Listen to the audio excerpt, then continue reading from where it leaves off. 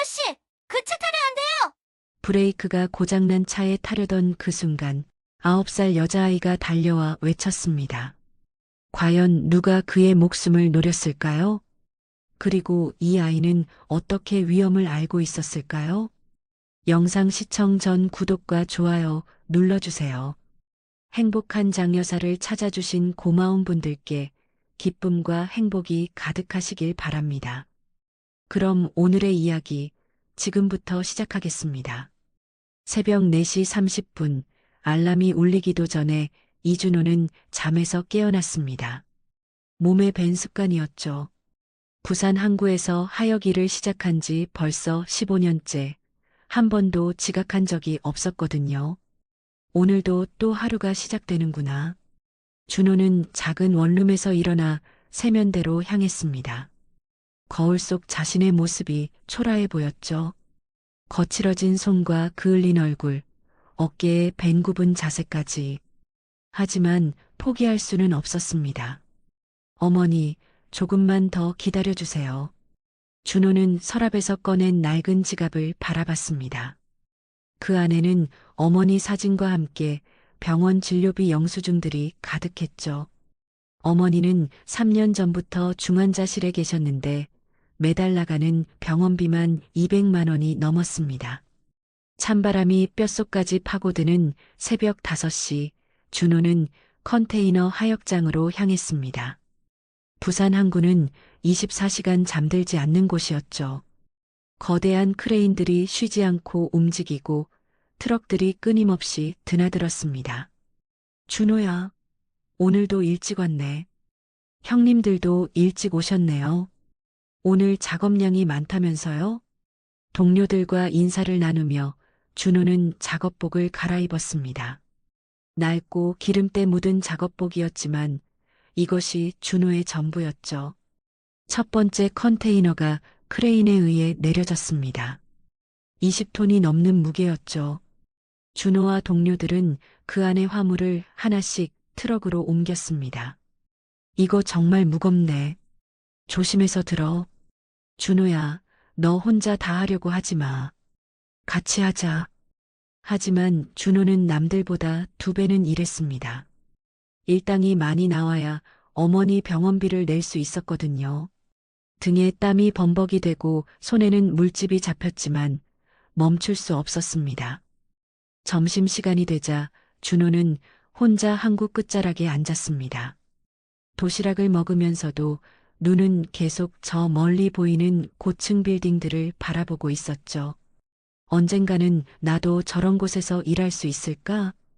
준호의 꿈은 컸습니다. 단순히 돈을 많이 버는 것이 아니라 사람들에게 인정받는 사업가가 되고 싶었거든요. 하지만 현실은 냉혹했죠. 고등학교도 제대로 마치지 못한 자신이 무엇을 할 수 있을까 싶었습니다. 준호 씨, 뭘 그렇게 진지하게 생각해? 동료 김영준이 다가와 물어봤습니다. 준호보다 10살 많은 선배였죠. 아, 그냥 저기 빌딩들을 보고 있었어요. 거기서 일하고 싶어? 솔직히 말해봐.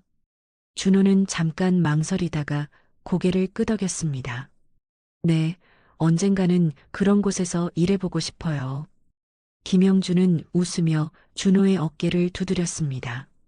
그럼 공부해야지. 요즘 야간 기술학원 같은 데서 자격증 따는 사람들 많더라. 그날 저녁 퇴근 후 준호는 바로 집으로 가지 않았습니다. 시내에 있는 기술학원을 찾아갔거든요. 건설 관련 자격증을 딸 수 있는 곳이었죠. 학비가 얼마나 되나요? 6개월 과정에 150만 원입니다. 분할 납부도 가능하고요. 150만 원. 준호에게는 큰 돈이었습니다. 하지만 포기할 수는 없었죠. 등록하겠습니다. 그날부터 준호의 하루는 더욱 바빠졌습니다. 새벽 5시부터 오후 6시까지는 항구에서 일하고 저녁 7시부터 10시까지는 학원에서 공부했죠. 집에 돌아와서도 교재를 펼쳐놓고 새벽 1시까지 공부했습니다. 이렇게 살아도 괜찮을까? 몸이 너무 피곤할 때면 이런 생각도 들었습니다. 하지만 어머니 병실을 방문할 때마다 다시 힘을 냈죠. 준호야, 너무 무리하지 마라. 엄마는 괜찮으니까. 의식을 잃었다 깨었다 하시는 어머니가 가끔 말씀하셨습니다. 하지만 준호는 알고 있었어요. 어머니도 자신 때문에 미안해하고 계신다는 것을. 어머니, 조금만 더 기다려주세요. 제가 꼭 성공해서 좋은 병원으로 모셔갈게요. 3년이 흘렀습니다. 준호는 건설기사 자격증뿐만 아니라 안전관리자, 품질관리자 자격증까지 취득했죠. 학원에서는 모범생이었습니다. 준호 씨, 정말 대단해요. 이렇게 열심히 하는 사람 처음 봐요. 강사 선생님도 감탄할 정도였습니다. 하지만 준호는 만족하지 않았어요. 이제 진짜 시작이라고 생각했거든요. 자격증을 딴 후 준호는 여러 건설회사에 이력서를 냈습니다. 하지만 학력과 경력이 부족하다는 이유로 번번이 거절당했죠. 죄송합니다. 저희는 대졸 이상만 채용합니다. 경력이 너무 부족하네요. 거절 통보를 받을 때마다 준호의 마음은 무너졌습니다. 하지만 포기하지 않았어요. 50번째 면접에서 드디어 기회가 왔습니다.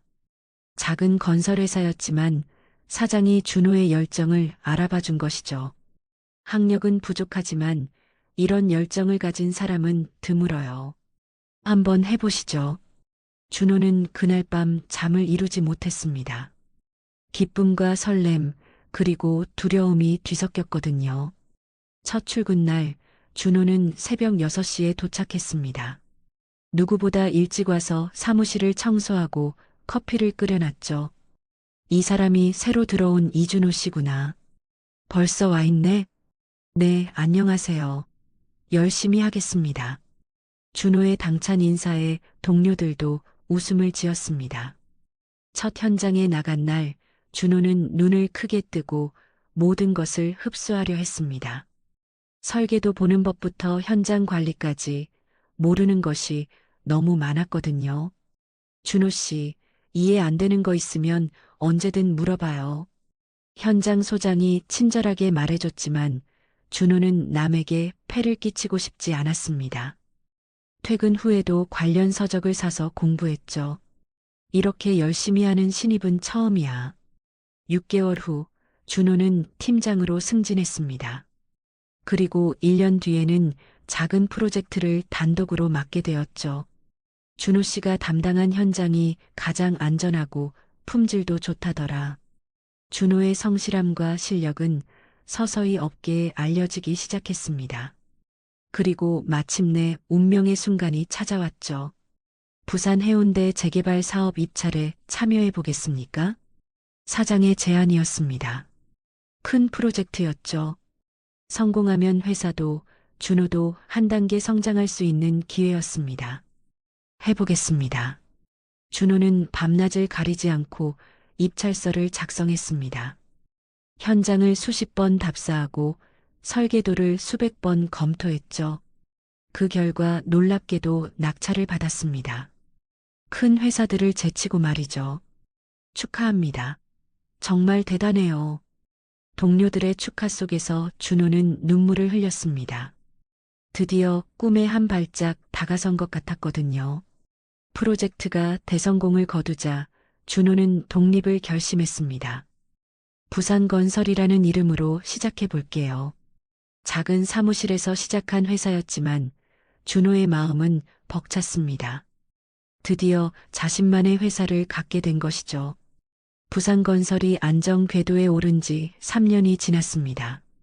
준호는 이제 양복을 입고 고급 승용차를 타고 다니는 기업가가 되었죠. 하지만 성공의 뒤편에는 항상 쓸쓸함이 따라다녔어요. 혼자 넓은 사무실에 앉아 도시락을 먹을 때면 문득 외로움이 밀려왔습니다. 돈과 명예는 얻었지만 함께 나눌 사람이 없었거든요. 어머니는 여전히 병원에 계셨고 친구들은 대부분 옛날 일터에 남아 있었죠. 성공했는데 왜 이렇게 허전할까?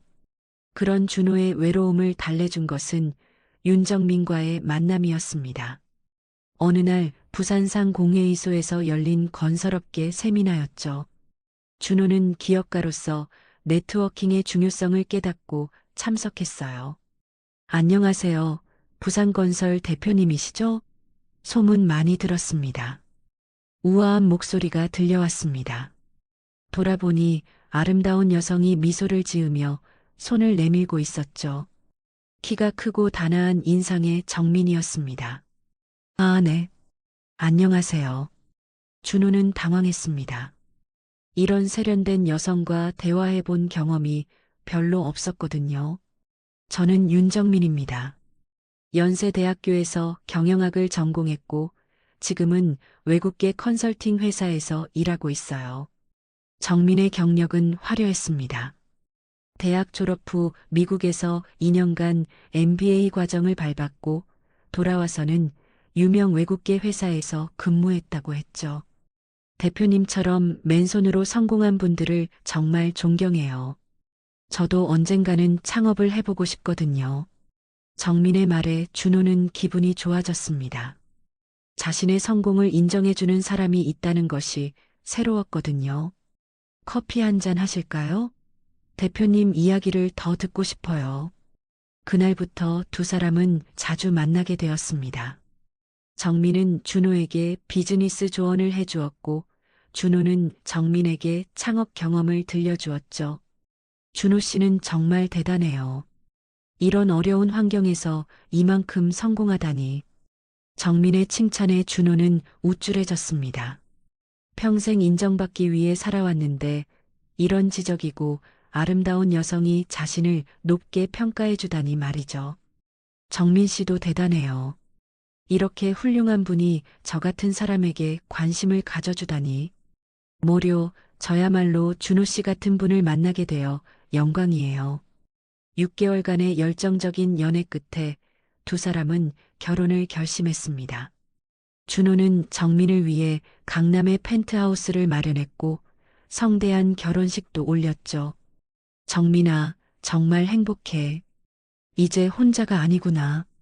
저도 행복해요, 여보. 앞으로 함께 멋진 인생을 만들어가요. 신혼 초기에는 행복했습니다. 정민은 준호의 비즈니스에 도움이 되는 인맥들을 소개해 주었어요. 고급 레스토랑에서의 비즈니스 미팅, 골프장에서의 접대까지. 준호에게는 새로운 세계였죠. 여보, 오늘 김 회장님과의 미팅은 어떻게 됐어요? 덕분에 잘 됐어. 정민이가 소개해준 분들 덕분에 사업이 더 커지고 있어. 하지만 시간이 지날수록 뭔가 달라지기 시작했습니다. 정민은 점점 사교계 활동에만 관심을 보였고 준호의 일에는 무관심해졌어요. 여보, 오늘도 늦게 들어오네요. 벌써 밤 11시예요. 정민의 목소리에는 예전 같은 따뜻함이 사라져 있었습니다. 차갑고 형식적이었죠. 미안해, 현장 마감 때문에 늦었어. 항상 그 말만 하시네요. 이제 성공했으면 좀 쉬시면 안 되나요? 다른 대표들은 직원들에게 맡기고 골프도 치고 그러던데. 준호는 당황했습니다. 자신은 아직도 현장을 직접 챙기는 것이 당연하다고 생각했거든요. 회사가 더 안정되면 그렇게 할게. 언제까지 그럴 건데요? 저도 남편과 함께 시간을 보내고 싶어요. 대화는 점점 차갑고 형식적으로 변했습니다. 준호는 아내가 변한 것일까 아니면 자신이 문제일까 고민했죠. 그런 와중에 새로운 인물이 등장했습니다. 최도영이라는 남자였어요.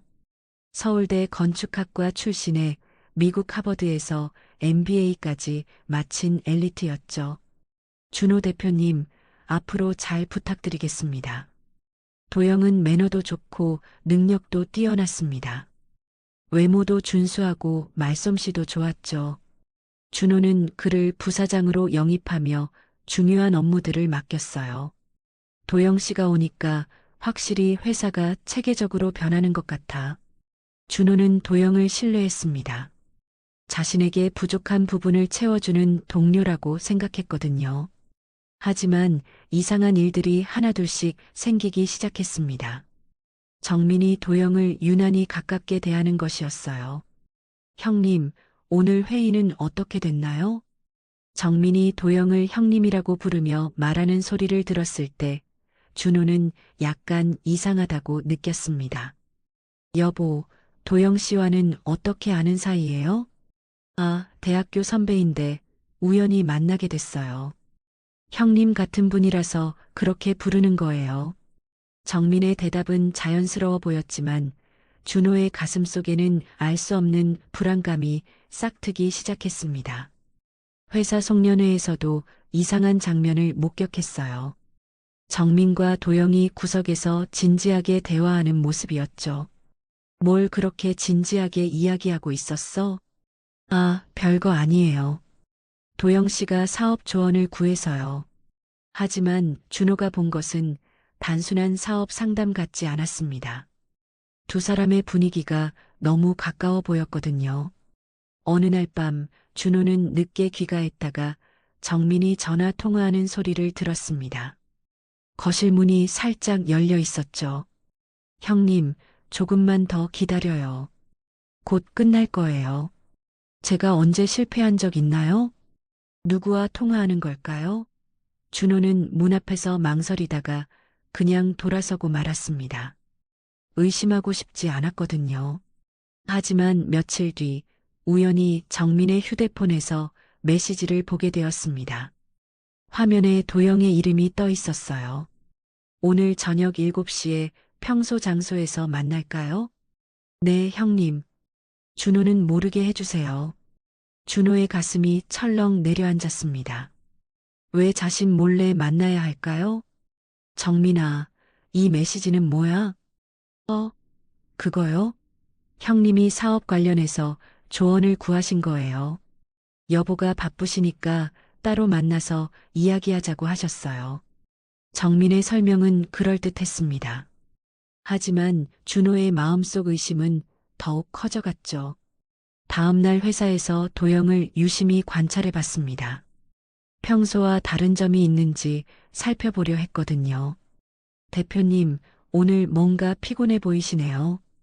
혹시 무슨 일 있으신가요? 도영의 목소리는 평소처럼 부드러웠습니다. 하지만 뭔가 다른 느낌이 들었어요. 아니야, 괜찮아. 부인께서 안 계시면 제가 언제든 도와드릴 수 있으니까 말씀만 하세요. 도영의 말에 준호는 이상함을 느꼈습니다. 왜 갑자기 정민 이야기를 꺼낼까요? 그날 저녁 준호는 일부러 일찍 집에 들어갔습니다. 정민의 행동을 살펴보고 싶었거든요. 여보, 오늘 일찍 들어오셨네요? 응, 오늘은 일이 일찍 끝났어.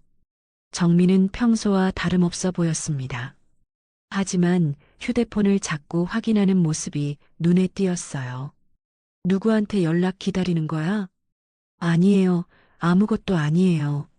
정민이 휴대폰을 서둘러 치우는 모습을 보며 준호는 확신했습니다. 뭔가 숨기고 있다는 것을.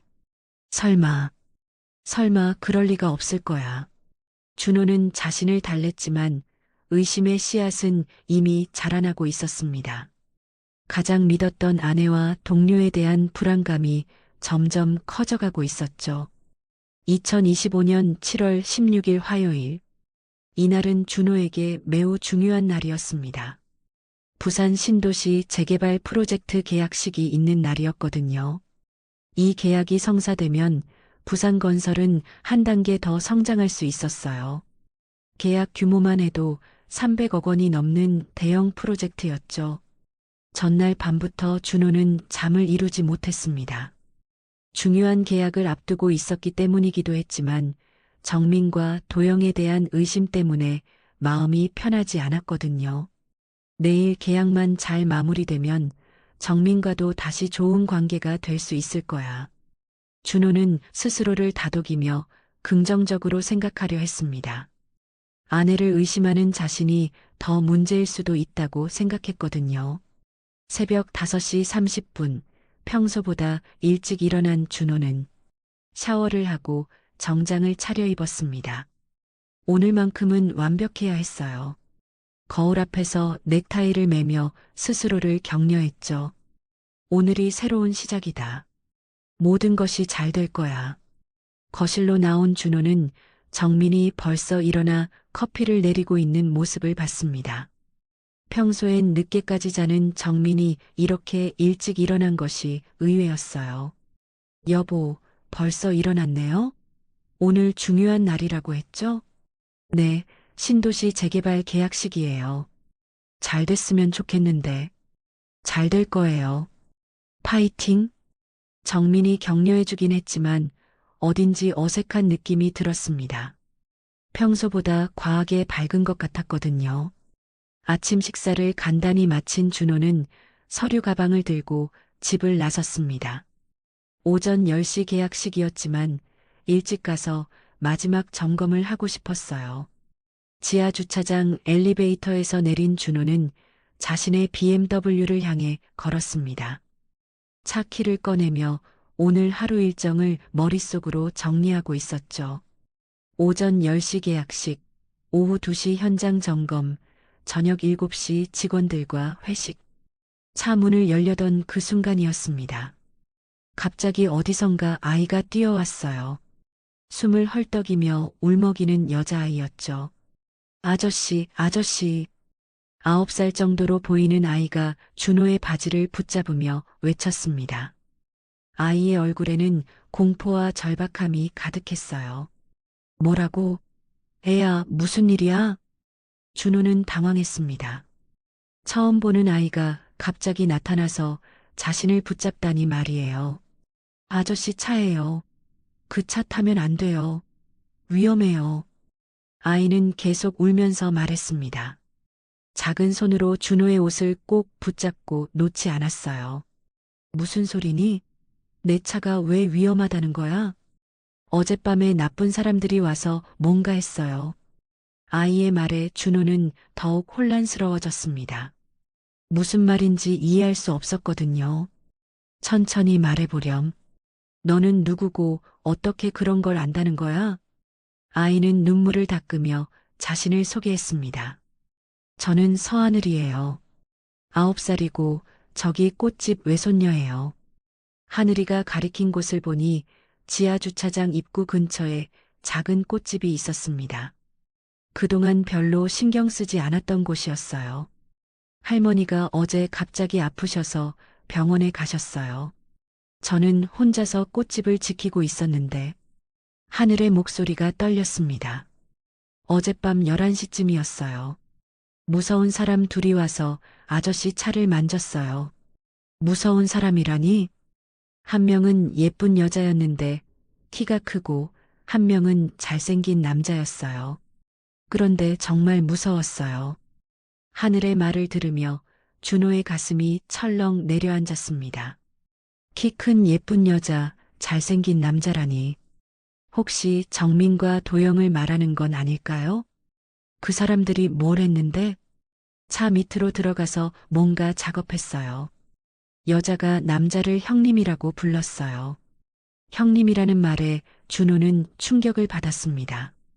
정민이 도영을 부르는 호칭이 바로 그것이었거든요. 정확히 뭐라고 했는지 기억나? 여자가 형님, 이제 끝장이야. 내일이면 모든 게 우리 것이 되라고 했어요. 하늘의 증언에 준호는 온몸에 소름이 돋았습니다. 그리고 남자가 정말 괜찮겠어? 들키면 큰일인데라고 했어요. 그러니까 여자가 걱정 마, 완벽한 계획이야. 사고로 보일 거야 라고 했어요. 아이의 말은 너무나 구체적이었습니다. 9살 아이가 꾸며낼 수 있는 이야기가 아니었어요. 그래서 무서워서 숨어 있었는데 아저씨가 오는 걸 보고 급하게 달려온 거예요. 준호는 반신반의하면서도 차량 정비소에 전화를 걸었습니다. 여보세요, 긴급 상황인데요. 지금 당장 저희 차 브레이크 점검 가능한가요? 어떤 문제가 있으신가요? 브레이크에 이상이 있을 수 있다고 해서요. 정말 급해요. 30분 후 긴급 출장 온 정비사가 차를 점검했습니다. 잠깐 후 정비사가 심각한 표정으로 일어났어요. 대표님, 이거 정말 심각한 문제입니다. 무슨 문제인가요? 브레이크 라인이 완전히 절단되어 있어요. 이건 명백한 고해 파손입니다. 정비사의 말에 준호는 다리에 힘이 풀렸습니다.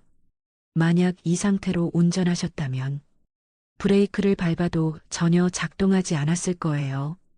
고속으로 달리다가 멈추지 못했다면 큰 사고가 났을 것입니다. 준호는 하늘을 바라봤습니다. 이 작은 아이가 자신의 목숨을 구해준 것이었어요.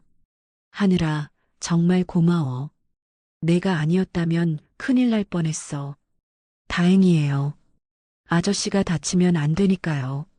하늘의 순수한 말에 준호는 눈물이 날 것 같았습니다. 즉시 경찰에 신고했습니다. 살인 미수 사건이었거든요. 혹시 원한 관계에 있는 사람이 있습니까? 형사의 질문에 준호는 대답할 수 없었습니다. 설마 아내와 부사장이 자신을 죽이려 했다고 말할 수는 없었거든요. 하늘을 꽃집으로 데려다 주면서 준호는 더 자세히 물어봤습니다. 하늘아, 그 사람들 얼굴을 기억하니? 어두워서 잘 안 보였어요. 하지만 여자는 정말 예쁘고 키가 컸어요. 긴 머리였고요. 정민의 특징과 일치했습니다. 남자는 목소리가 부드러웠고 양복을 입고 있었어요. 그리고 하늘이 잠깐 생각하더니 말을 이었습니다. 남자가 이제 회사도 내 것이 되는군이라고 했어요. 준호의 온몸이 떨렸습니다. 정말로 정민과 도영이 자신을 제거하려 한 것 같았거든요. 하늘아, 정말 정말 고마워. 내가 용감해서 아저씨가 살았어. 괜찮아요. 나쁜 사람들이 좋은 사람을 괴롭히면 안 되니까요. 아이의 말에 준호는 마음이 뭉클해졌습니다. 이 작은 천사가 자신의 생명을 구해준 것이었어요. 그날 오후 계약식은 연기되었습니다. 준호는 집으로 돌아가 정민과 도영을 어떻게 대해야 할지 고민에 빠졌죠. 이제 의심이 아니라 확신이 되었습니다. 자신이 가장 믿었던 사람들이 자신을 배신한 것이었어요.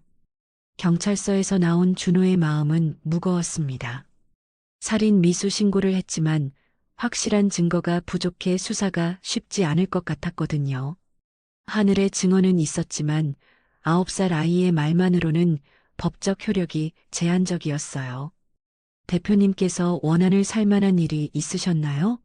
사업상 경쟁자나 개인적으로 문제가 있었던 분들 말이에요. 담당 형사 박수진의 질문에 준호는 고개를 저었습니다. 하지만 속으로는 다른 생각을 하고 있었죠.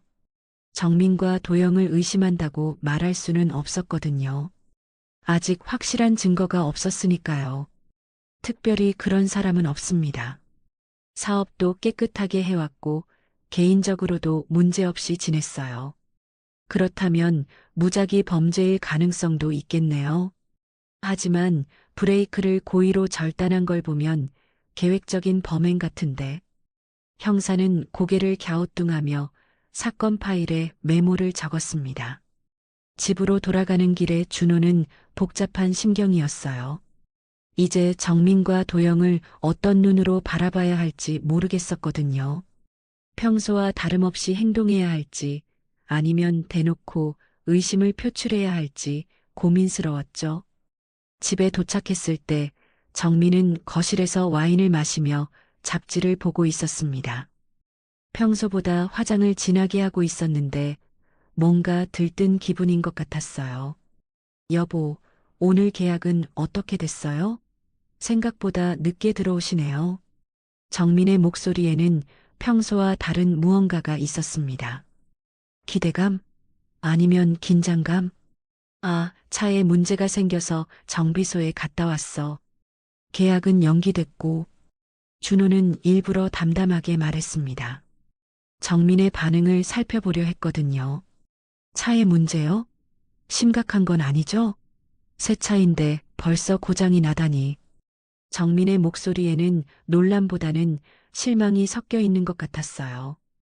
남편이 위험할 뻔했다는 이야기를 들으면 더 걱정할 법한데 말이죠. 브레이크에 문제가 있었어. 다행히 운전하기 전에 발견했지만. 브레이크요? 그거 위험한 거 아니에요? 이때서야 정민이 약간의 걱정을 표현했지만 준호에게는 어딘지 억지스럽게 느껴졌습니다. 응, 정말 위험할 뻔했어. 만약 고속도로에서 브레이크가 안 먹혔다면. 준호는 정민의 표정을 유심히 관찰했습니다. 하지만 정민은 별다른 반응을 보이지 않았어요. 다음 날 아침 준호는 회사에 일찍 출근했습니다. 도영의 평소 행동을 관찰해보고 싶었거든요. 도영은 언제나처럼 단정한 모습으로 출근했어요. 대표님, 안녕하세요. 어제 계약식은 어떻게 되었나요? 도영이 먼저 물어왔습니다. 목소리는 평소처럼 부드러웠지만 뭔가 다른 느낌이 들었어요. 차 고장으로 못 갔어. 다시 일정을 잡아야겠어. 차 고장이요? 무슨 일이었나요? 도영의 눈에 잠깐 다른 감정이 스쳐 지나갔습니다. 당황? 아니면 실망? 브레이크에 문제가 있었어. 정비사가 보니까 꽤 심각한 상태더라고. 그렇군요. 다행히 큰 사고는 없으셨네요. 도영의 반응은 자연스러워 보였습니다. 하지만 준호는 뭔가 어색함을 느꼈어요. 점심시간에 준호는 하늘이 있는 꽃집을 찾아갔습니다.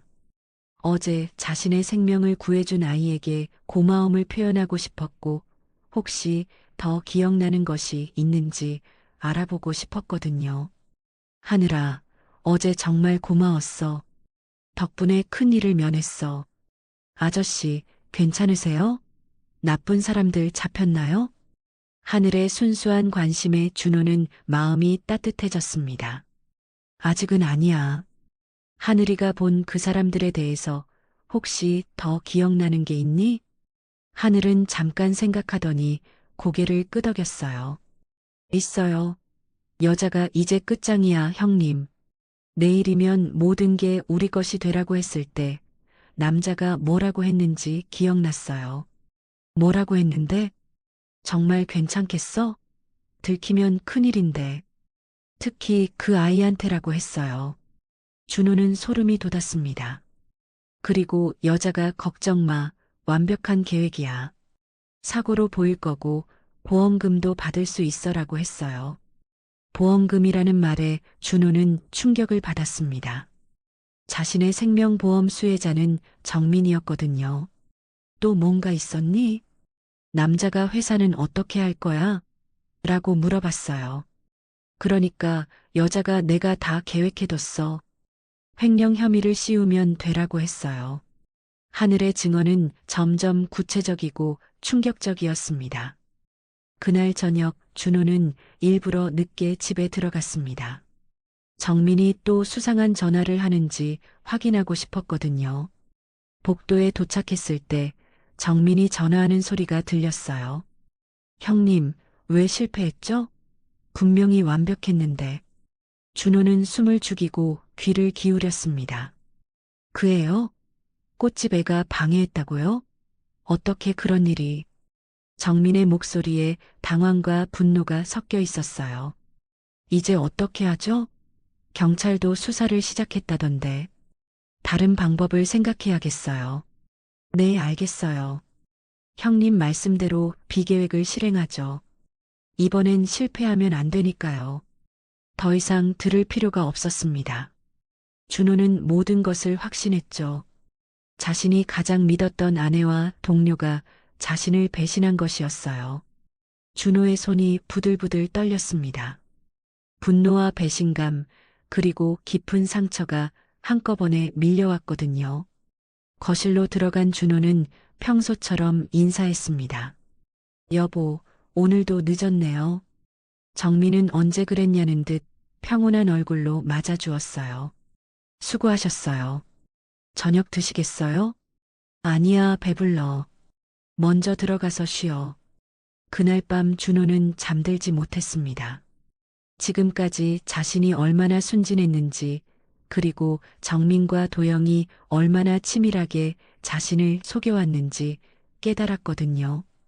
다음 날부터 준호는 겉으로는 평상시와 다름없이 행동했지만 속으로는 대비책을 세우기 시작했습니다. 김비서에게도 조심스럽게 이야기를 꺼내봤어요. 비서님, 혹시 최근에 회사 내부에서 이상한 움직임 같은 거 없었나요? 이상한 움직임이요? 예를 들어, 제가 모르게 진행되는 일이라든지 아니면 누군가 제 정보를 빼내려고 한다든지. 김비서는 잠깐 생각하더니 조심스럽게 말했어요. 사실 조금 이상한 게 있긴 했어요. 최 부사장님이 회계팀과 자주 비공식 미팅을 하시더라고요. 비공식 미팅이요? 네, 대표님 모르게 따로 불러서 이야기하시는 것 같더라고요. 준호는 불안해졌습니다. 도영이 뭔가 계획하고 있는 것 같았거든요. 이제 정말로 조심해야 할 때였습니다.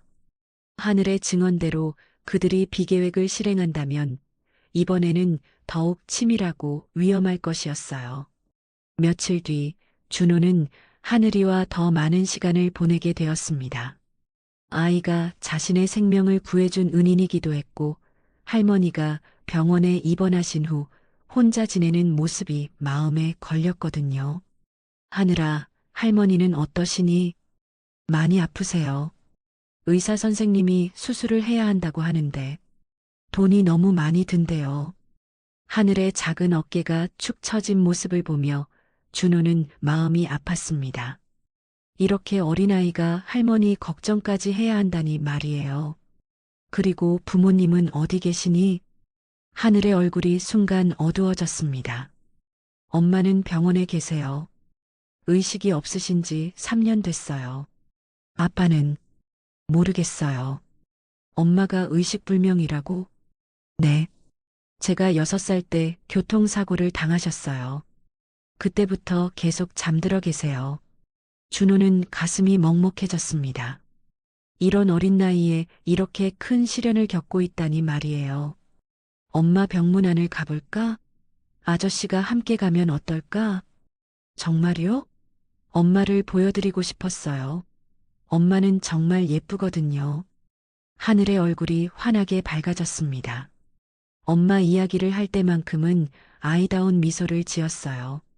다음 날 오후 준호는 하늘의 손을 잡고 부산대학교 병원을 찾았습니다. 중환자실 앞에서 하늘은 간호사에게 예의 바르게 인사했어요. 간호사 선생님, 안녕하세요. 엄마 면회 왔어요. 어머, 하늘이 왔구나. 준호는 간호사와 인사를 나누고 중환자실 안으로 들어갔습니다. 하늘이 가리킨 침대로 다가가는 순간 준호는 그만 멈칫했어요. 침대에 누워있는 여성을 보고 깜짝 놀랐거든요. 그 사람은 다름 아닌 박미라였습니다.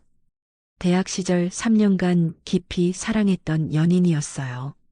미라야. 준호는 믿을 수 없다는 표정으로 중얼거렸습니다. 10년 전 헤어진 미라가 이런 상태로 누워있다니 말이에요. 아저씨가 우리 엄마를 아세요? 하늘이 신기한 듯 물어봤습니다. 응, 아저씨가 젊었을 때 정말 좋아했던 분이야. 준호는 미라의 손을 조심스럽게 잡았습니다. 여전히 따뜻했지만 너무나 야윈 모습이었어요. 간병인에게 미라의 상황을 들어보니 더욱 안타까웠습니다. 3년 전 교통사고로 의식을 잃으셨어요. 뇌 손상이 심해서 의사들도 회복 가능성이 희박하다고 하시더라고요. 가족분들은 어떻게 지내시나요? 이 아이 할머니께서 간병을 도와주시는데 워낙 나이가 많으셔서 요즘은 몸이 많이 안 좋으셔서 하늘이가 거의 혼자 엄마를 돌보고 있어요. 준호는 하늘을 바라봤습니다. 9살밖에 안 된 아이가 이런 무거운 짐을 지고 살고 있었던 것이에요. 엄마, 오늘은 좋은 아저씨가 함께 왔어. 이 아저씨가 하늘이를 도와주셨어. 하늘이 엄마에게 이야기하는 모습을 보며 준호는 눈물이 날 뻔했습니다. 병실을 나온 후 준호는 하늘에게 조심스럽게 물어봤어요. 하늘아, 아빠에 대해서는 정말 아무것도 모르니? 엄마가 가끔 아빠는 좋은 분이야. 언젠가 만날 수 있을 거야 라고 하셨어요. 하지만 이름이나 어떤 분인지는 안 가르쳐 주셨어요. 하늘의 말을 들으며 준호는 이상한 생각이 들었습니다. 미라와 헤어진 시기를 계산해 보니 하늘의 나이와 비슷했거든요. 혹시 준호는 하늘의 얼굴을 유심히 관찰했습니다. 눈매가 자신과 비슷하고 코 모양도 어딘지 닮은 것 같았어요. 그날 밤 준호는 잠들지 못했습니다. 온갖 생각들이 머릿속을 맴돌았거든요. 다음 날 준호는 용기를 내어 병원에 다시 찾아갔습니다. 그리고 담당 의사에게 DNA 검사 가능성을 문의했어요. 가족이 아니시면 검사가 어려운데요. 사실 제가 아버지일 가능성이 있습니다. 확인하고 싶어서요. 의사는 잠깐 고민하더니 고개를 끄덕였습니다. 그렇다면 가능하겠네요. 하지만 시간이 좀 걸릴 것 같습니다. 일주일 후 DNA 검사 결과가 나왔습니다. 준호는 떨리는 손으로 결과지를 받아들었어요. 친자 확률 99.99%. 결과를 본 준호는 한참 동안 말을 잇지 못했습니다. 하늘이 정말로 자신의 딸이었던 것이에요. 미라야, 왜 말하지 않았니? 준호는 미라의 침상 앞에서 속삭였습니다. 내가 가난했기 때문일까? 아니면 나에게 짐이 되고 싶지 않았던 걸까? 10년 전을 떠올려 보니 미라의 마음을 이해할 것 같았습니다. 당시 준호는 항구에서 일하는 가난한 노동자였고 미라는 좋은 집안의 딸이었거든요. 미라는 혼자서도 충분히 아이를 키울 수 있다고 생각했을 거야. 나에게 부담을 주고 싶지 않았을 거고. 그날 저녁 준호는 하늘에게 진실을 말하기로 결심했습니다. 하늘아, 아저씨가 중요한 이야기가 있어. 네, 뭐예요? 사실은 아저씨가 너의 아빠야. 하늘의 눈이 동그랗게 커졌습니다. 정말요? 정말요? 응, DNA 검사로 확인했어. 하늘은 준호의 품에 안기며 울음을 터뜨렸습니다. 드디어 아빠를 찾았어요. 엄마가 아빠는 좋은 분이야라고 했는데 정말이었네요. 준호도 눈물을 흘렸습니다. 배신과 절망 속에서 만난 진짜 가족이었거든요. 아빠, 이제 우리 가족이에요? 그럼 이제부터 아빠가 하늘이를 지켜줄게. 미라의 침상 앞에서 준호는 조용히 다짐했습니다. 미라야, 미안해. 이제라도 알게 돼서 다행이야. 하늘이를 잘 키워볼게. 그리고 내가 깨어날 때까지 기다릴게. 그 순간 미라의 손가락이 살짝 움직인 것 같았습니다. 우연일 수도 있었지만 준호는 희망을 느꼈어요. 이제 준호에게는 지켜야 할 가족이 생겼습니다. 정민과 도영의 배신으로 상처받았지만 하늘이라는 소중한 딸을 얻게 된 것이에요. 하늘아, 아빠가 꼭 우리 가족을 지켜낼게. 그리고 엄마도 깨워낼 거야.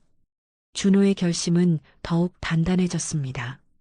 하늘이 자신의 딸이라는 사실을 안 후 준호는 완전히 달라진 사람이 되었습니다. 회사 일보다 가족이 우선이었죠.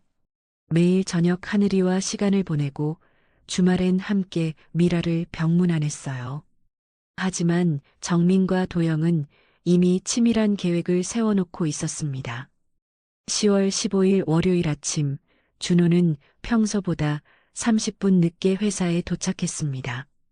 전날 밤 하늘이가 갑자기 열이 나서 병원에 데려갔다 온 터였거든요. 죄송합니다. 오늘 조금 늦었네요. 그런데 사무실 분위기가 이상했습니다. 직원들이 수군거리고 있었고 회계팀에서는 긴급회의가 열리고 있었죠. 무슨 일이지? 준호가 사무실로 들어서자 김 비서가 당황한 표정으로 다가왔습니다. 대표님, 큰일 났습니다. 무슨 일인데요? 새벽부터 국세청과 감사원에서 사람들이 와서 회계 감사를 하고 있어요. 준호는 깜짝 놀랐습니다. 회사는 항상 세무를 깨끗하게 처리해 왔는데 무슨 문제가 있다는 것일까요? 그때 도영이 심각한 표정으로 다가왔습니다. 대표님, 정말 심각한 문제가 발견됐습니다. 무슨 문제? 회사 자금 30억 원이 개인 계좌로 빠져나간 흔적이 있어요. 준호는 어리둥절했습니다. 그럴 리가 없는데? 나는 그런 거래를 한 적이 없어. 그런데 그 계좌가 도영이 말을 멈췄습니다. 마치 말하기 어려운 내용인 것처럼 말이에요. 어느 계좌인데? 대표님 명의 계좌입니다. 그것도 대표님의 개인 도장과 서명이 모두 확인됐어요. 준호는 머리가 하얘졌습니다. 자신은 그런 거래를 한 적이 전혀 없었거든요. 그럴 리가 없어. 내가 언제 그런 일을 했다고. 저도 믿고 싶지 않았는데. 도영이 서류 뭉치를 내밀었습니다. 증거가 너무 명확해요. 서류에는 준호의 서명과 도장이 찍힌 거래 명세서들이 있었습니다. 필적 감정 결과도 함께 있었는데 모두 진짜라고 나와 있었어요. 이건 위조야. 내가 이런 거래를 승인한 적이 없다고. 하지만 아무도 준호의 말을 믿지 않는 것 같았습니다. 증거가 너무나 명확했거든요. 같은 날 오후 2시 더 큰 충격이 기다리고 있었습니다.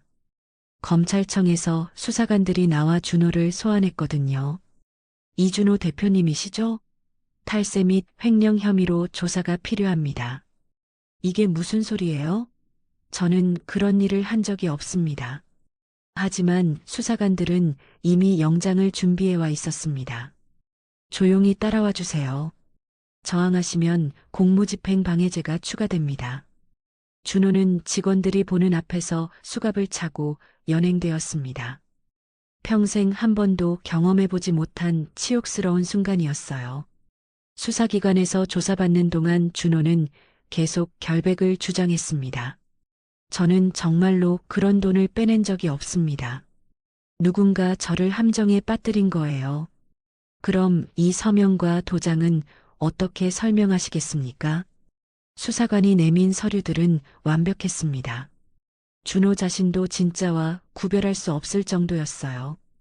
변호사를 통해 간신히 보석으로 풀려났지만 이미 언론에서는 큰 뉴스로 다뤄지고 있었습니다. 부산 유명 건설업체 대표 30억 횡령 혐의 긴급 체포, 성공 신화의 몰락, 항구 노동자 출신 CEO의 추락, 신문 헤드라인을 본 준호는 절망했습니다. 평생 쌓아온 명예가 하루아침에 무너진 것이죠. 집에 돌아온 준호를 맞이한 것은 정민의 차가운 시선이었습니다. 이제 정체를 드러내는군요. 정민아, 내가 정말로 그런 일을 했다고 생각해? 이런 확실한 증거가 있는데 뭘 더 말해요? 저는 이런 범죄자와는 같이 살 수 없어요. 정민은 이미 이혼 서류를 준비해 두고 있었습니다. 심지어 재산분할 청구서까지 함께 말이에요. 나를 믿어줘, 정민아. 우리 부부잖아. 믿어달라고요? 언론에까지 나왔는데 뭘 믿으라는 거죠? 저도 체면이 있어요. 정민의 차가운 반응에 준호는 더욱 절망했습니다. 다음 날 회사에서는 임시 이사회가 열렸습니다. 준호는 대표직에서 해임되었고 도영이 새로운 대표로 선임되었죠.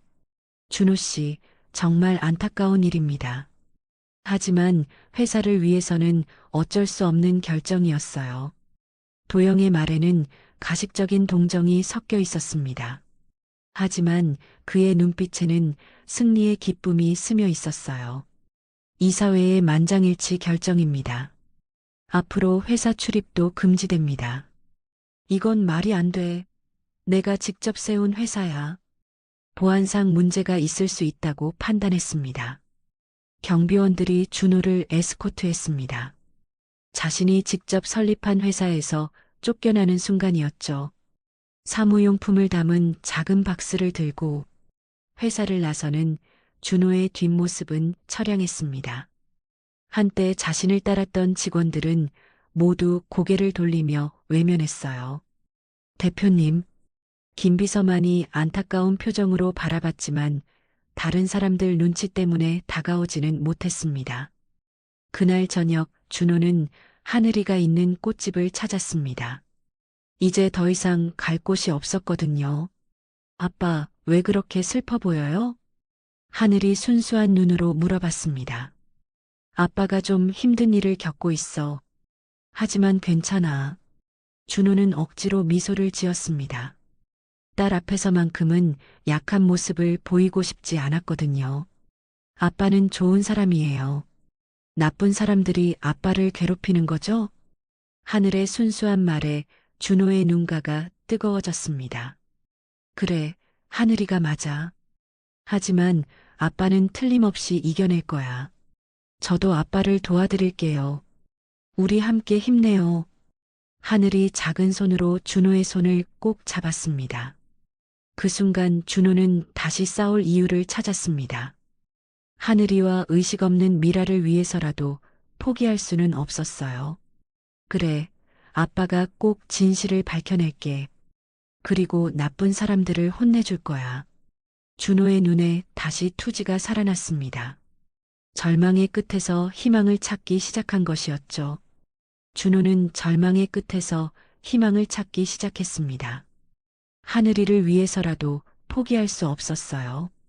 가장 먼저 찾아간 사람은 김비서였습니다. 회사 창립 때부터 함께한 충실한 동료였거든요. 늦은 밤 준호는 김비서의 집 앞에서 기다렸습니다. 회사에서는 만날 수 없는 상황이었으니까요. 대표님, 정말 괜찮으세요? 김비서는 준호를 보자마자 안타까운 표정을 지었어요. 비서님, 저를 믿어주시겠어요? 대표님, 전 처음부터 이상하다고 생각했어요. 함께 일하면서 대표님이 그럴 뿐이 아니란 걸 누구보다 잘 아니까요. 김비서의 말에 준호는 눈물이 날 것 같았습니다. 이런 상황에서도 자신을 믿어주는 사람이 있다는 것이 고마웠거든요. 사실 전 이미 혼자서 증거를 수집하고 있었어요. 정말요? 네, 최 부사장과 사모님의 행동이 너무 이상해서 몰래 조사를 시작했거든요. 김 비서는 가방에서 두꺼운 파일을 꺼냈습니다. 이것 보세요. 도영 부사장이 회계팀과 진행한 모든 비공식 회의 기록이에요. 파일을 펼쳐보니 놀라운 내용들이 가득했습니다. 도영이 회계팀 직원들을 개별적으로 만나 가짜 장부를 만들도록 지시한 증거였어요. 회계팀 박 대리가 양심의 가책을 느끼고 저에게 털어놨어요. 도영 부사장이 대표 모르게 해야 한다. 나중에 큰 그림을 보여주겠다고 했다는 거예요. 그리고 이건 더 중요한 증거입니다. 김 비서는 휴대폰을 꺼내 녹음 파일을 들려주었습니다. 정민과 도영이 통화하는 내용이었죠. 형님, 생명보험금은 언제쯤 받을 수 있을까요? 준호가 죽으면 10억이잖아요. 브레이크 작전이 실패했으니 다른 방법을 써야겠어. 일단 사회적으로 매장시킨 다음에 교도소에서 사고사로 만드는 거야. 교도소면 더 쉽겠네요. 형님 인맥이 있으니까. 그래, 그럼 회사도 보험금도 재산도 모두 우리 것이 되는 거지. 녹음을 들은 준호는 온몸에 소름이 돋았습니다. 단순히 재산을 노린 것이 아니라 자신의 목숨까지 노리고 있었던 것이죠. 이 녹음은 어떻게 구하신 거예요? 사실 한 달 전부터 수상해서 사무실 곳곳에 몰래 녹음 장치를 설치했어요. 그들이 너무 자주 은밀하게 만나더라고요. 김 비서의 치밀함에 준호는 감탄했습니다. 더 있어요. 이것 좀 보세요. 김 비서가 내민 것은 두 사람의 과거 행적 자료였습니다. 제가 사설 탐정에게 의뢰해서 조사한 건데 정말 충격적이더라고요. 자료를 보니 도영과 정민은 이미 다른 지역에서도 비슷한 범죄를 저질렀던 것입니다. 대구에서 2019년, 울산에서 2021년에도 같은 수법으로 범죄를 저질렀어요. 피해자들은 모두 40대 중년 남성 사업가들이었고요. 그 사람들은 어떻게 됐나요? 한 명은 의문사, 한 명은 실종, 한 명은 교도소에서 사망했어요. 준호는 소름이 돋았습니다. 자신이 얼마나 위험한 상황에 있었는지 깨달았거든요. 정민의 본명도 가짜예요. 진짜 이름은 최수진이고 도영과는 실제로 연인 관계입니다. 연인 관계라고요? 네, 10년 전부터 이런 보험 사기를 전문으로 해온 팀이에요. 수진이 타겟에게 접근해서 결혼하고 도영이 회사에 들어와 내부 정보를 빼내는 방식이죠. 모든 퍼즐이 맞춰지기 시작했습니다. 그럼 처음부터 나를 노렸다는 거네요. 그렇습니다. 대표님이 성공한 중년 남성이고 가족도 없고 보험도 많이 들어놓으셨으니까 완벽한 타겟이었던 거죠. 준호는 분노가 치밀어 올랐습니다. 자신의 진실한 사랑을 이용당했다는 사실에 모욕감을 느꼈어요. 다음 날 준호와 김비서는 전문 탐정 사무소를 찾았습니다. 이런 케이스는 전문적인 수사가 필요해요. 저희가 더 확실한 증거를 찾아드리겠습니다. 탐정 박철민은 20년 경력의 베테랑이었습니다. 일주일 후 탐정이 가져온 자료는 더욱 충격적이었습니다. 두 사람의 실제 신분을 확인했어요. 최수진은 사기 전과 3범이고 최도영은 전과 2범입니다. 그리고 이번 사건과 관련된 결정적 증거도 발견했어요. 탐정이 내민 것은 CCTV 영상이었습니다. 아파트 지하 주차장 CCTV에 두 사람이 대표님 차를 조작하는 장면이 선명하게 찍혀 있어요. 영상을 본 준호는 분노로 온몸이 떨렸습니다. 정민과 도영이 자신의 차 브레이크를 자르는 장면이 또렷하게 보였거든요. 은행 내부 자료도 확보했어요. 횡령 혐의로 사용된 도장과 서명은 모두 위조된 것입니다. 어떻게 확인하셨나요? 인감날인 시점을 분석해 보니 대표님이 출장 중이었던 날짜에 찍혀 있더라고요. 그날 대표님은 제주도에 계셨죠. 모든 증거가 모아지자 준호는 즉시 언론사와 검찰에 제보했습니다. 이것들은 모두 조작된 증거입니다. 진짜 범인은 따로 있어요. 제보받은 기자 이민수는 사건에 큰 관심을 보였습니다. 이 정도 증거면 충분히 특종감이네요. 바로 취재에 들어가겠습니다. 이틀 후 저녁 뉴스에서 특종 보도가 나왔습니다. 부산 건설업체 대표 횡령 사건의 진실이 드러났습니다. 실제로는 아내와 부사장이 공모한 연쇄보험 사기 사건으로 밝혀졌는데요. 뉴스에서는 하늘의 증언과 CCTV 영상, 그리고 녹음 파일까지 모두 공개되었습니다. 특히 피해자의 9살 딸이 살인 시도 현장을 목격하고 아버지를 구한 것으로 알려져 더욱 충격을 주고 있습니다. 정민과 도영은 그날 밤 긴급 체포되었습니다. 증거가 워낙 확실해서 변명의 여지가 없었죠. 이제 끝이야, 수진아. 우리가 너무 욕심을 부렸나 봐. 유치장에서 도영이 체념하며 말했습니다. 형님 때문이에요. 완벽한 계획이라고 하셨잖아요. 수진은 끝까지 책임을 떠넘기려 했지만 이미 늦었어요.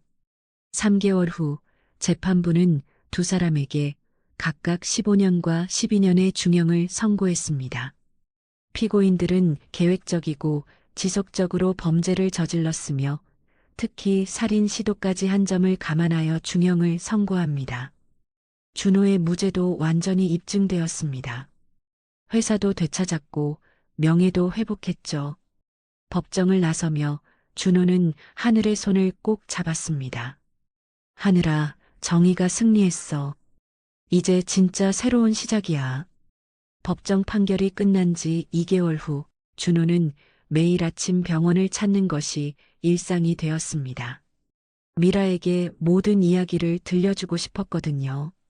하늘이도 아빠와 함께 엄마를 만나는 시간을 무엇보다 소중하게 여겼어요. 미라야, 모든 일이 끝났어. 나쁜 사람들은 모두 감옥에 갔고 이제 하늘이와 함께 새로운 시작을 할 거야. 12월의 어느 차가운 아침이었습니다. 준호가 평소처럼 미라의 손을 잡고 속삭이고 있을 때였어요. 갑자기 미라의 눈꺼풀이 떨리기 시작했습니다. 뭔가 이상해. 준호는 놀라며 미라의 얼굴을 자세히 관찰했어요. 3년간 꿈쩍하지 않던 눈꺼풀이 분명히 움직이고 있었거든요. 의사 선생님, 간호사님, 빨리 와주세요. 준호는 급하게 의료진을 불렀습니다. 하늘이도 엄마의 변화를 눈치채고 손을 꼭 잡았어요. 엄마, 깨어나세요. 하늘이에요. 의사와 간호사들이 달려와 미라의 상태를 점검하기 시작했습니다. 심전도와 뇌파 검사기에 이상한 반응들이 나타나고 있었어요. 정말 신기한 일이네요. 뇌파 활동이 갑자기 활발해졌어요. 의사의 말이 끝나자마자 미라가 천천히 눈을 뜨기 시작했습니다. 어디, 여기가? 3년 만에 들리는 미라의 첫 마디였습니다. 목소리는 약했지만 분명히 의식이 돌아온 것이었어요. 미라야, 나야. 준호야. 이제 괜찮아. 준호는 눈물을 흘리며 대답했습니다. 기적 같은 순간이었거든요. 준호? 정말 준호야? 그런데 얼마나 지난 거야? 미라는 혼란스러워했습니다. 3년이라는 시간이 흘렀다는 것을 받아들이기 어려웠나 봐요. 엄마가 깨어났어요. 하늘이 울음을 터뜨리며 엄마를 꼭 안았습니다. 모녀의 감격적인 재회 순간이었죠. 하늘아, 우리 하늘이 정말 많이 컸구나. 엄마가 너무 미안해. 미라는 딸을 보며 눈물을 흘렸습니다. 자신이 의식을 잃은 사이 딸이 얼마나 많은 고생을 했을지 짐작이 갔거든요. 준호야, 고마워. 하늘이를 잘 돌봐줬구나. 그런데 어떻게 하늘이가 너의 딸이라는 걸 알게 된 거야? 준호는 지난 몇 개월간 있었던 모든 일들을 차근차근 설명해 주었습니다. 하늘이가 자신의 생명을 구해준 이야기부터 DNA 검사 결과까지 말이에요. 정말 기적 같은 일이네. 하늘이가 아빠를 구했다니. 미라는 딸을 더욱 꼭 안아주었습니다. 미라야, 이제 우리 다시 시작해보자. 하늘이를 위해서라도. 준호의 제안에 미라는 고개를 끄덕였습니다. 고마워, 준호야. 나도 그러고 싶어. 한 달 후, 미라는 완전히 회복되어 퇴원할 수 있었습니다. 세 사람은 함께 새 집으로 이사했어요. 화려한 펜트하우스가 아닌 따뜻한 단독주택이었습니다. 와, 정말 예쁜 집이에요. 하늘이 새 집을 보며 기뻐했습니다. 넓은 정원도 있고 하늘이만의 방도 따로 마련되어 있었거든요. 아빠, 엄마, 이제 우리 진짜 가족이에요? 하늘이 두 손을 펼쳐 아빠와 엄마를 동시에 안으며 물어봤습니다. 그럼 우리는 영원한 가족이야. 준호는 딸을 안으며 대답했죠. 미라도 환한 미소를 지으며 두 사람을 바라봤습니다. 저녁 식탁에서 세 식구가 함께 밥을 먹는 모습은 평범하지만 행복했습니다. 하늘이가 학교에서 있었던 일들을 재미있게 이야기했고 미라는 딸의 말을 하나도 놓치지 않으려고 집중해서 들었어요. 엄마, 저 이제 4학년이에요. 공부도 잘하고 친구들도 많아졌어요. 우리 하늘이가 정말 대견하구나. 회사도 다시 정상 궤도에 올랐습니다. 하지만 준호는 예전처럼 일에만 매달리지 않았어요. 저녁 6시가 되면 어김없이 집으로 돌아와 가족과 시간을 보냈거든요. 대표님, 요즘 정말 많이 달라지셨네요. 더 행복해 보이세요. 김비서의 말에 준호는 웃으며 대답했습니다. 그럴 수밖에 없죠. 이제 진짜 가족이 있으니까요. 주말이면 세 식구는 부산 바닷가를 함께 산책했습니다. 하늘이는 아빠와 엄마 손을 잡고 뛰어다니며 웃었죠. 아빠, 바다가 정말 예뻐요. 우리 가족이 제일 행복한 것 같아요. 그래, 하늘아. 아빠가 어렸을 때 저 항구에서 일했었는데 그때는 이렇게 행복할 줄 몰랐어. 준호는 멀리 보이는 항구를 바라보며 감회에 젖었습니다. 가난했던 청년 시절부터 지금까지의 여정이 주마등처럼 스쳐 지나갔어요. 돈과 명예를 얻었지만 진정한 행복은 가족과 함께 있을 때 느낄 수 있었습니다. 배신과 절망을 겪었기에 더욱 소중한 것들을 알게 되었죠. 미라는 회복 후 작은 카페를 열었습니다. 준호가 투자한 것이 아니라 둘이 함께 운영하는 가족 사업이었어요. 어서 오세요. 하늘이네 카페입니다. 하늘이가 아르바이트생처럼 손님들을 맞이하는 모습이 귀여웠습니다. 저녁 무렵 가족 3명이 카페 테라스에 앉아 차를 마시며 일몰을 바라보는 시간이 준호에게는 가장 행복한 순간이었습니다. 부산 바다 위로 해가 지고 세 가족의 웃음소리가 저녁 바람에 실려 퍼져나갔습니다. 준호는 깨달았죠. 진정한 성공은 재산의 크기나 사회적 지위가 아니라 사랑하는 가족과 함께하는 평범한 일상이라는 것을. 배신과 절망 끝에 찾은 진짜 행복이었습니다. 준호의 진짜 인생은 이제부터 시작되는 것이었어요.